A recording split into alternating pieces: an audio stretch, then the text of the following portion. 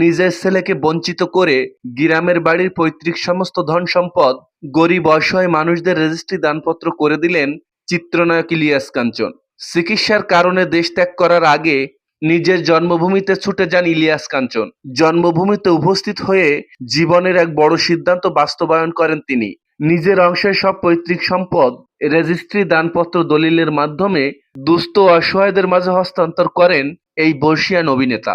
এমনকি নিজের পরিবার অর্থাৎ নিজের ছেলের জন্য 1 ইঞ্চি জমিও রাখেননি তিনি। সম্পূর্ণ আইনি প্রক্রিয়া অনুসরণ করে শতভাগ সম্পত্তি গরিব দুঃখীদের নামে ভাগ করে দেওয়ার এই দৃশ্য দেখে আবেগে কেঁদে পড়েন স্থানীয়রা। কাঞ্চনের এই মহতী মানবিকতা সাধারণ জনগণের নিকট এক বিরল দৃষ্টান্ত স্থাপন করেছে।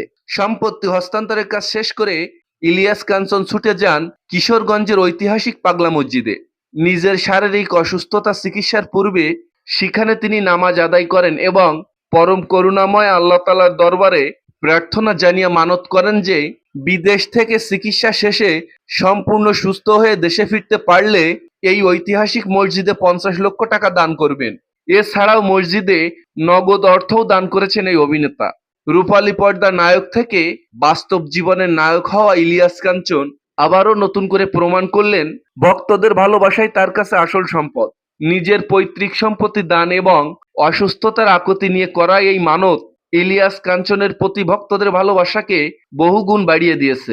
সো প্রিয় ভিউয়ার্স, ইলিয়াস কাঞ্চনের মহতী মানবিকতার বিষয় আপনাদের মূল্যবান মতামত জানাতে পারেন আমাদের কমেন্ট বক্সে এবং ভিডিওটি ভালো লাগলে চ্যানেলটি সাবস্ক্রাইব করে পাশে থাকবেন। ধন্যবাদ।